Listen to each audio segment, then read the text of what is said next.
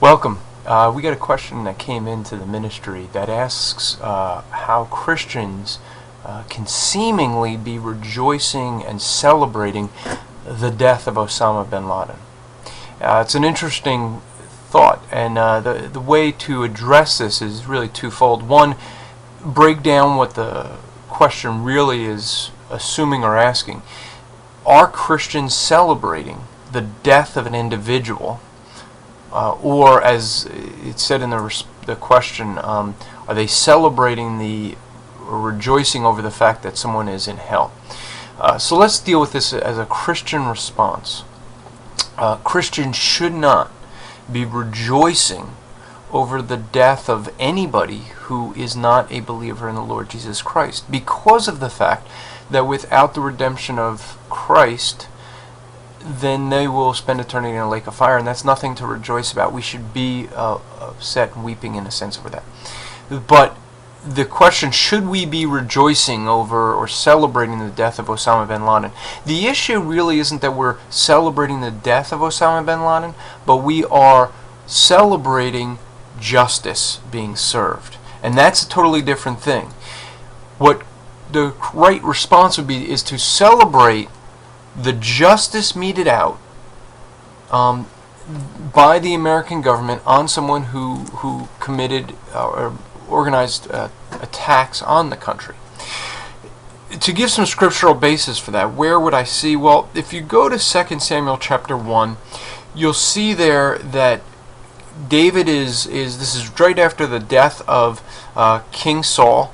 Saul is killed. This Amalekite comes and he's trying to win favor over with David, and he says to David that he knows that Saul and Jonathan are dead. David asks how, and the response is, he said he was there with King Saul, and the Amalekite said that Saul said, "Please stand beside me and kill me, for agony has seized me, because my life still lingers in me." So I stood beside him and killed him, because I knew that he could not live after he had fallen. And David asks him, "Who are you that you should touch the Lord's anointed?"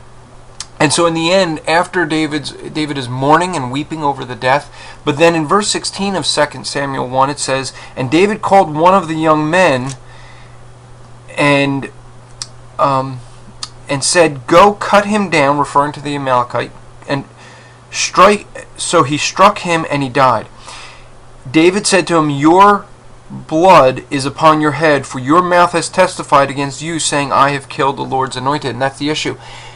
David was meting out justice.